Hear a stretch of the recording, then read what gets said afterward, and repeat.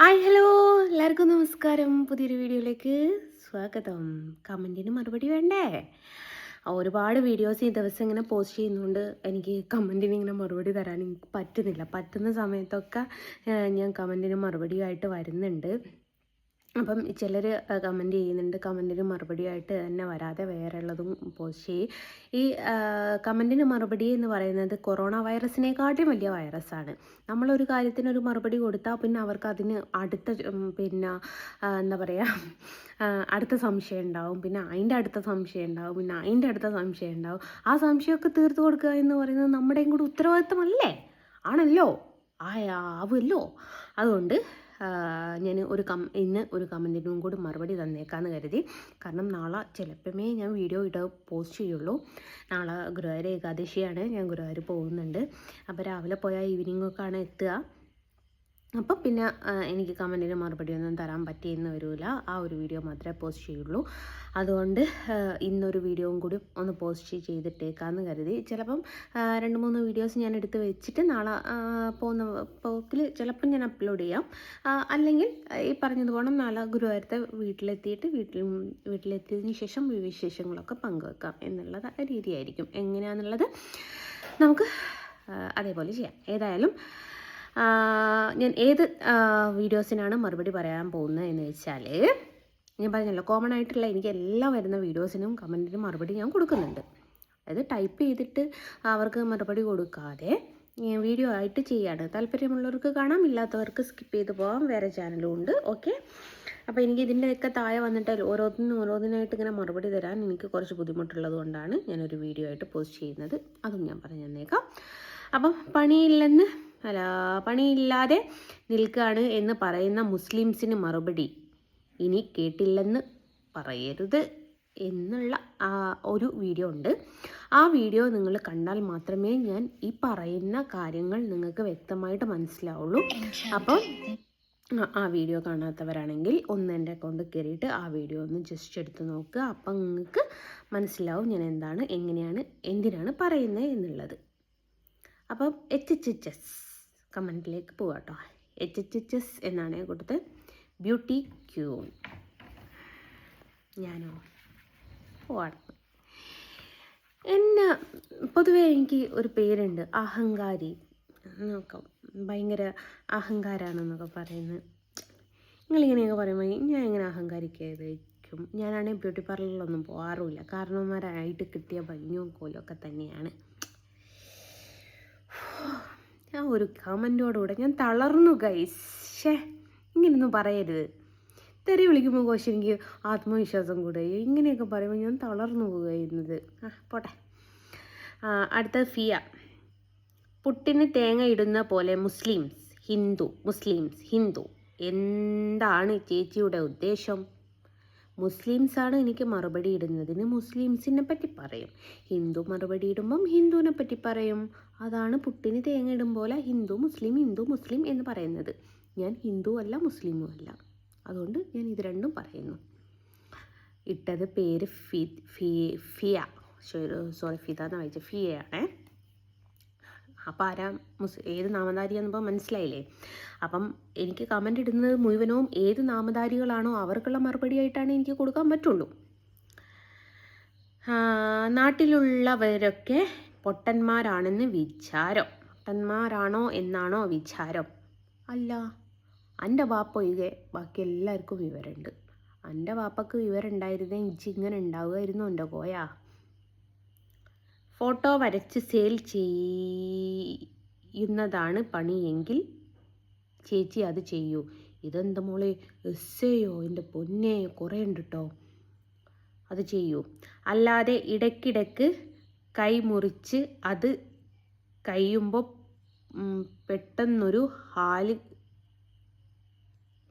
കയറി ഹിന്ദുക്കളെ വെല്ലുവിളിക്കുന്ന പോലെ ഗുരുവായൂർ പോയി എൻ്റെ പൊന്നു തള്ളേ, നിങ്ങൾക്ക് എന്തെങ്കിലും സംഭവിച്ചാൽ 2 മക്കളുണ്ടെന്ന് പറയുന്നത് സത്യമാണെങ്കിൽ അവർക്ക് മാത്രമേ നഷ്ടമുള്ളൂ. എൻ്റെ മോളെ, എൻ്റെ മക്കൾക്ക് സങ്കടം വരുന്നതിന് എനിക്ക് ബേജാറാവണ്ട. ഞാൻ ഗുരുവായൂർ പോകുന്നതിനും എനിക്ക് ബേജാറാവണ്ട. ഞാൻ ഹിന്ദുക്കളെ വെല്ലുവിളിക്കുന്നുണ്ടെന്ന് നിനക്ക് തോന്നുന്നുണ്ടെങ്കിൽ അത് നിൻ്റെ മാത്രം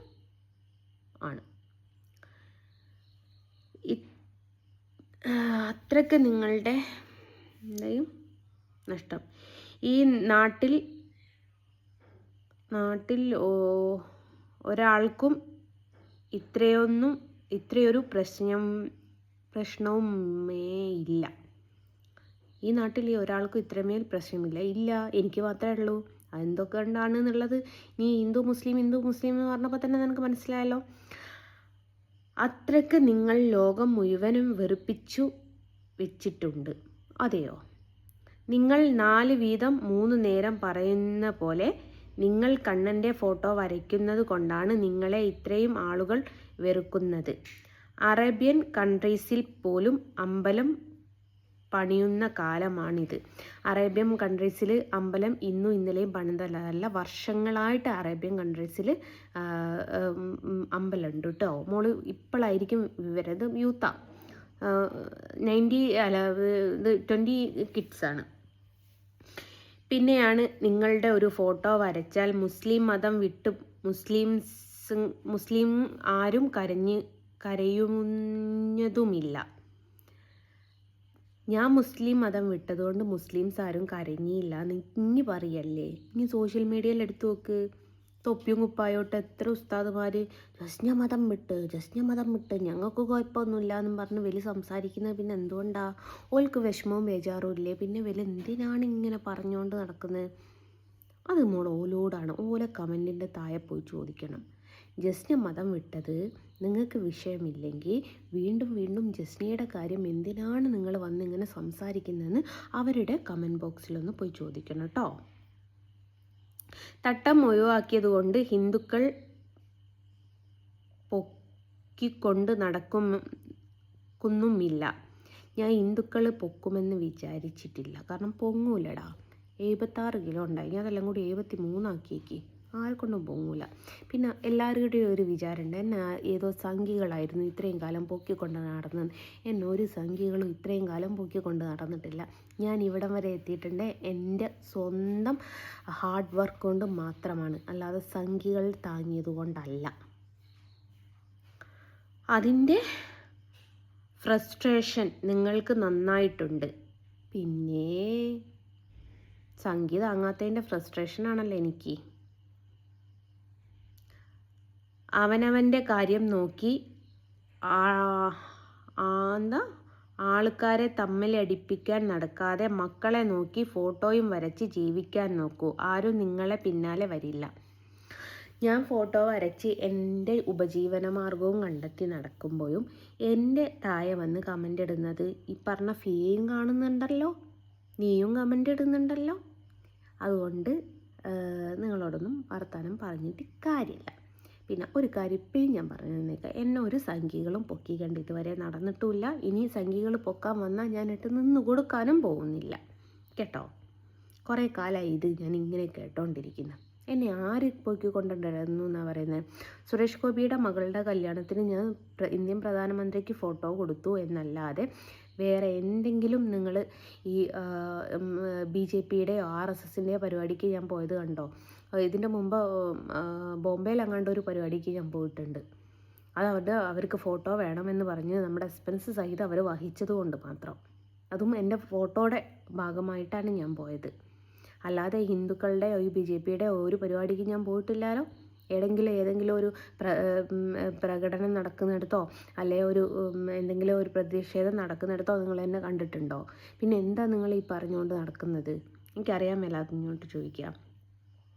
റഫീഖ്, തുടക്കം മുതൽ കാണിക്ക്. തുടക്കം മുതൽ ഒടുക്കം വരെ റഫീഖെ എൻ്റെ ഈ പറഞ്ഞ 2000 സംതിങ് വീഡിയോസ് ഞാൻ പോസ്റ്റ് ചെയ്തേക്ക്, അതിലെടുത്ത് നോക്ക്. തുടക്കം മുതൽ ഒടുക്കം വരെ അതിലുണ്ട്.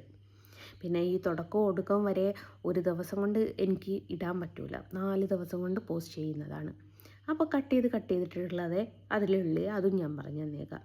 കാരണം വരയ്ക്കുന്നത് കുറച്ച് പകുതി ഉണ്ടാവും, പകുതി ബാക്കിയുള്ള കാര്യങ്ങളുണ്ടാവും, പകുതി പിന്നെ അതിൻ്റെ അടുത്ത പാർട്ട് ഉണ്ടാവും, പകുതി പിന്നെ പെയിൻറ്റ് ചെയ്യുന്നുണ്ടാവും. അല്ലാതെ എനിക്ക് ഒറ്റ ദിവസം കൊണ്ട് തുടക്കം മുതൽ ഒടുക്കം വരെ കാണിക്കാൻ പറ്റില്ല. ഷാൻ ഫാത്തിമ, അടുത്ത ഞരമ്പ് മുറിക്കണ്ടേ? ഇനി മുറിക്കാൻ എവിടെയും ബാക്കിയില്ലടോ, എവിടെയും ബാക്കിയില്ല. നീ ഒരു കാര്യം ചെയ്ത് തൽക്കാലത്തേക്ക് നിന്നെ നരമ്പൊന്ന് കടം തന്നാൽ ഞാൻ മുറിക്കാമായിരുന്നു. തരുമോ ചോദിച്ചാൽ? നൂറുദ്ദീൻ, നിനക്ക് തലക്ക് വല്ല സുഖവുമില്ലേ മോളെ? ഇല്ല നൂറുദ്ദീൻ കാ. നൂറുദ്ദീൻ കാ എങ്കിലും എൻ്റെ കാര്യങ്ങളൊക്കെ അന്വേഷിച്ചല്ലോ. താങ്ക് യു, ഒരുപാട് സന്തോഷമുണ്ട്. എനിക്ക് തലക്ക് സുഖമില്ല എന്നുള്ളത് നിങ്ങളെങ്ങനെ അറിഞ്ഞു? 5 വർഷമായി തുടങ്ങിയിട്ട് മൈഗ്രെയിനേ, തലവേദന. ഇന്നലെയും കൂടി പോയി ഇഞ്ചക്ഷൻ ചെയ്തിട്ടുണ്ട്. ഇതേ ഇവിടെ ഇത് കണ്ടോ, ഇത് മുഴുവനവും തലവേദനയ്ക്ക് ഞാൻ കുടിക്കുന്ന ഗുളികയാണ്. എന്നാലും എൻ്റെ നൂറുദ്ദീൻ കാ, നിങ്ങൾക്കുള്ള സ്നേഹം കുടുംബത്തിലാർക്കും ഒരു നിമിഷത്തേക്ക് കണ്ണിന് വെള്ളം വന്നില്ലേ? കണ്ണിന് വെള്ളം വന്നില്ല. അങ്ങ് വെള്ളം വന്നിക്ക് എന്ന് സങ്കല്പിക്കാം. അപ്പോൾ നൂറുദ്ദീൻ കാക്കും മനസ്സിലായല്ലോ. ഓക്കെ. അതുല്യ, കൃഷ്ണൻ്റെ പടം വരയ്ക്കുന്നത് ഫസ്റ്റ് മുതൽ ഫിനിഷിങ് വരെ കാണിക്കാമോ? കാണിച്ചിട്ടുണ്ടല്ലോ മോളെ, ഒന്നെടുത്ത് നോക്ക്. കാരണം ഒന്നാമതെന്ന് വെച്ചാൽ ഒരു 8 മണിക്കൂർ അല്ലേ വേണ്ട, ഒരു 5 മണിക്കൂറെങ്കിലും ഞാൻ പിടിക്കും ഒരു ഫോട്ടോ വരച്ചെടുക്കാൻ. ആ 5 മണിക്കൂറൊക്കെ ഞാൻ വീഡിയോ ഇട്ടാൽ നിങ്ങൾ ആരെങ്കിലും കാണുമോ? അപ്പം ഞാൻ സ്പീഡിൽ ഇട്ടുങ്ങാൻ ഞാൻ പല പ്രാവശ്യം അത് ഓൺ വോയിസ് കൊടുത്തിട്ട് അത് ആ ഓൺ വോയിസ് എങ്കിലും കേട്ടിട്ട് കണ്ടോട്ടെ എന്ന് വിചാരിച്ചിട്ട് ഞാൻ ഇട്ടിട്ടുണ്ട്. പക്ഷെ അതിനൊന്നും റീച്ച് പോകുന്നില്ലടോ. ഞാൻ എന്താക്കാനാ? ഇതുവരെ അങ്ങനെയുള്ള വീഡിയോ ഒന്നും കണ്ടിട്ടില്ല. കാണാത്ത മോളൊരു കാര്യം ചെയ്യുക തുല്യ കൃഷ്ണ, എൻ്റെ ഇൻസ്റ്റാഗ്രാം ID ജസ്ന സലീം എന്ന് പറഞ്ഞ ഇൻസ്റ്റാഗ്രാം IDയിൽ ഞാൻ പിൻ ചെയ്ത് തന്നെ വെച്ചിട്ടുണ്ട്. അതൊന്നെടുത്ത് നോക്കൂ. വരച്ച് പെയിൻറ്റിങ് അടിക്കുന്നത് കണ്ടത് അതാ ചോദിച്ചേ മോൾ, അതൊന്നെടുത്ത് കണ്ടു നോക്ക്, അപ്പം മോക്ക് മനസ്സിലാവും. പിന്നെ അല്ലാതെയും കുറേ വീഡിയോസ് പോസ്റ്റ് ചെയ്തിട്ടുണ്ട്. ഞാൻ പറഞ്ഞല്ലോ, ഈ കണ്ണനല്ല വേറെ കണ്ണനെ വരയ്ക്കുന്നതൊക്കെ ഫസ്റ്റ് തൊട്ട് ലാസ്റ്റ് വരെ ഉള്ളത് ഞാൻ അരമണിക്കൂർ കൊണ്ട് അരമണിക്കൂറിലാക്കിയിട്ട് എൻ്റെ ജീവിത ഓരോരോ കഥകൾ പറഞ്ഞിട്ട് പോലും ആരും അത് കേൾക്കാനും കാണാനുമില്ല. അതാണ്. ഷാഹിദ, ഇപ്പം കാണിക്കും, കാത്തിരുന്നോ? ഷാഹിദ, നീയും പോയി ഒന്ന് നോക്ക്. എന്നിട്ട് നോക്കിയിട്ട് കണ്ട് മനസ്സിലായിട്ടില്ലെങ്കിൽ FBയിലല്ല ഇൻസ്റ്റയിലൊക്കെ ഉണ്ട്, ഇഷ്ടം പോലെ ഞാൻ പോസ്റ്റ് ചെയ്തിട്ടുണ്ട്. ഒന്ന് നോക്ക് കേട്ടോ. അടുത്ത പേര് എനിക്ക് വായിക്കാൻ കിട്ടൂല അതിനെ പറയാനില്ല. പിന്നെ മംഗ്ലീഷു ആണേ. ഇതും ഒച്ചേ പോലെ ഉണ്ടല്ലോ എൻ്റെ തമ്പുരാനെ. ഇതിനൂടെ തന്നെ നിൻ്റെ നിലവാരം മനസ്സിലാവുന്നുണ്ട്. നീ കണ്ണനെ വരയ്ക്കുകയോ വരയ്ക്കാതിരിക്കുകയോ ചെയ്യ്. ഞാനൊരു മതത്തിനെയും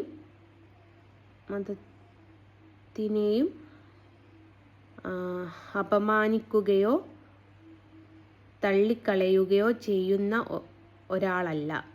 എല്ലാ മതത്തിനെയും ബഹുമാനിക്കുന്നുണ്ട്. നിങ്ങൾക്ക് ഇഷ്ടമുള്ളത് ചെയ്യൂ. അതാണ് മുസ്ലിംസ് പറഞ്ഞത്.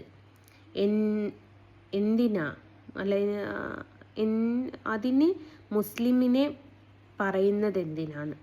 എൻ്റെ പൊന്നാര ഈ ആളോട് എനിക്ക് പറയാനുള്ളത്, മുസ്ലിംസ് അയക്കുന്ന കമൻറ്റ് നിങ്ങൾ കാണുന്നില്ലേ? അതിനുള്ള മറുപടിയാണ് ഞാൻ കൊടുക്കുന്നത്. ഒരു മതത്തിനെയും കുറ്റം പറയാൻ ഉള്ള അവകാശം ആർക്കുമില്ല. ഇല്ലയെന്ന് നിങ്ങൾക്കറിയാമല്ലോ. ഒരു മതത്തിനെയും ആർക്കും കുറ്റം പറയാൻ അവകാശമില്ല, ഒരു മനുഷ്യനെയും ആർക്കും കുറ്റം പറയാൻ അവകാശമില്ല.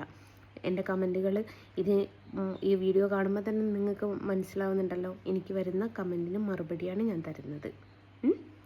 നീ മുസ്ലിം മതത്തെ വിശ്വസിക്കണ്ട, അതിന് താഴ്ത്തിക്കെട്ടാതിരുന്നൂടെ? ഞാൻ മുസ്ലിം മതത്തെ താഴ്ത്തിക്കെട്ടിയിട്ടില്ല ഇതുവരെ. പക്ഷേ മുസ്ലിം നാമധാരികളായിട്ടുള്ള എന്നെ ഇറിറ്റേറ്റ് ചെയ്യുന്ന രീതിയിൽ മെസ്സേജ് ചെയ്യുന്ന ആൾക്കാരെ മാത്രമേ ഞാൻ താഴ്ത്തിക്കെട്ടിയിട്ടുള്ളൂ. ഒരു വീഡിയോക്ക് താഴെ കമൻറ്റ് ഇട്ട് എൻ്റെ നിലവാരത്തെ പറ്റി പറയുന്നത് മുസ്ലിംസ് മാത്രമാണോ? അതെ. എനിക്ക് എൻ്റെ വീഡിയോസിൻ്റെ താഴെ ഫുള്ള് മുസ്ലിംസാണ് കമൻ്റ് ഇടാറ്. കുറച്ച് സ്ത്രീകളാണ് മിക്കതും വരാറ്. അല്ലെങ്കിൽ ഈ ഇട്ട ആൾ തന്നെ ബാക്കിയുള്ള പേര് വായിക്കുമ്പം ഇയാൾ തന്നെ ഒന്ന് തീരുമാനിച്ചാൽ മതി. ഷെബീന. നൂറുദ്ദീൻ 99 ആളുകളും നിന്നെക്കുറിച്ച് പറയുന്നത് കേൾക്കാറില്ല. നിന്റെ നിലവാരം എന്താണ്? നൂറുദ്ദീനോടാണ് ഇതിനോ ചോദിച്ചത്, എന്നോടാണോ ചോദിച്ചത് എനിക്കറിയില്ല. അതിന് വേറൊരാൾ സ്മൈലി ഇട്ടേക്ക്. അവൾ തന്നെ ഷെബീന. എന്തായാലും നിന്നെപ്പോലെ ഒരു ഭക്ത വെടിച്ചി ആരുണ്ടാവില്ല തേവിടിച്ചി പൂ മോളെ. ഷെബീന എന്ന് പറഞ്ഞ ഒരുത്തിയുടെ സംസ്കാരം കണ്ടോ? മുസ്ലിം നാമധാരി. ഇവക്കൊക്കെയാണ് സ്വർഗത്ത് പോകേണ്ടത്. അത്രത്തോളൊന്നും ഞാൻ എവിടെയും പറയുന്നില്ലല്ലോ. ഒന്നുകൂടി ഞാൻ വായിച്ചുതരാം. എന്തായാലും നിന്നെപ്പോലെ ഒരു ഭക്ത വെടിച്ചി ആരും ഉണ്ടാവില്ല തേവിടിച്ചി പൂ മോളെ. ഷെബീന. ഇപ്പം മനസ്സിലായല്ലോ എന്തിനാണ് ഞാൻ മുസ്ലിംസിനെ ഇങ്ങനെ പേരെടുത്ത് വെച്ച് പറയുന്നതെന്നുള്ളത്. അടുത്തത് അജില അനീഫ എന്നാണ് തോന്നുന്നു. ആളുകളെ കാണിക്കാൻ പഴയ ഫോട്ടോ എടുത്ത് മിനുക്ക് പണി നടത്തുന്നോ? എന്തിൻ്റെ ആവശ്യത്തിന്? എനിക്ക് അതിൻ്റെ ആവശ്യമില്ല. ശ്രീലക്ഷ്മി. നിന്റെ നിലവാരം അതെന്താന്നു ഞങ്ങൾക്ക് മനസ്സിലായി. നീ പറഞ്ഞ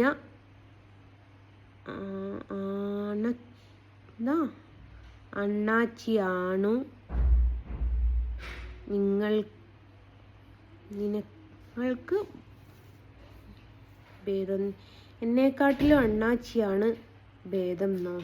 അപ്പോൾ ഗുഡ് നൈറ്റ് മോളെ. ഈ അണ്ണാച്ചി എന്ന് പറയുന്നത് മനുഷ്യൻ തന്നെയാണ്.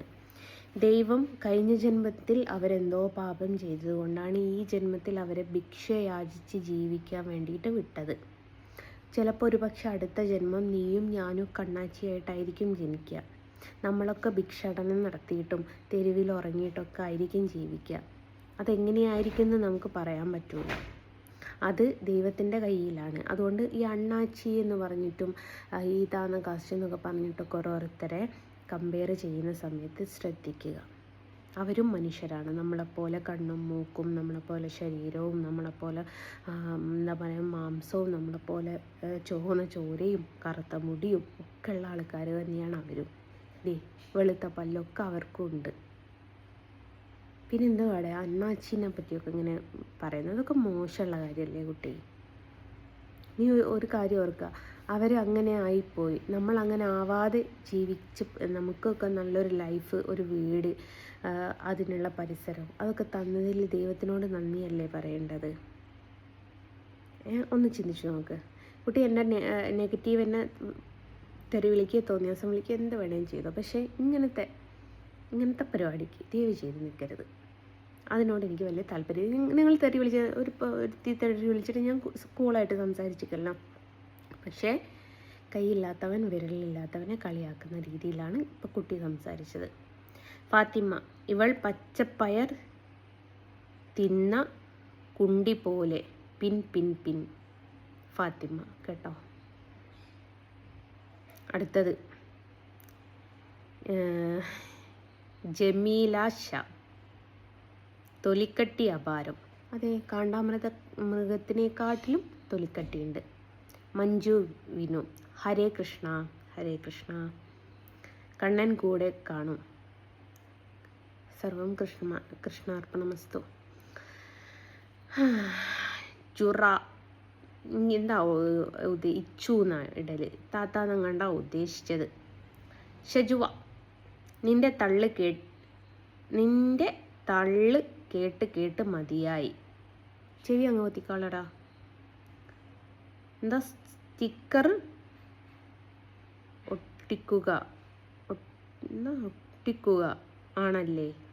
അതേടാ, പിന്നെ എനിക്ക് സ്റ്റിക്കർ ഒട്ടിച്ച ഫോട്ടോക്ക് 5000 റുപ്യ വാങ്ങാൻ എനിക്കെന്താ തലക്ക് പിരാന്തുണ്ടോ?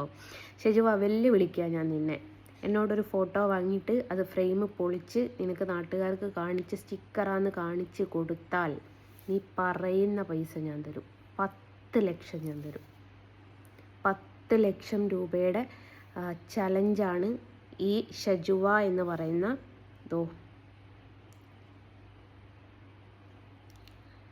ലെവന് ഞാൻ കൊടുക്കുന്നത്.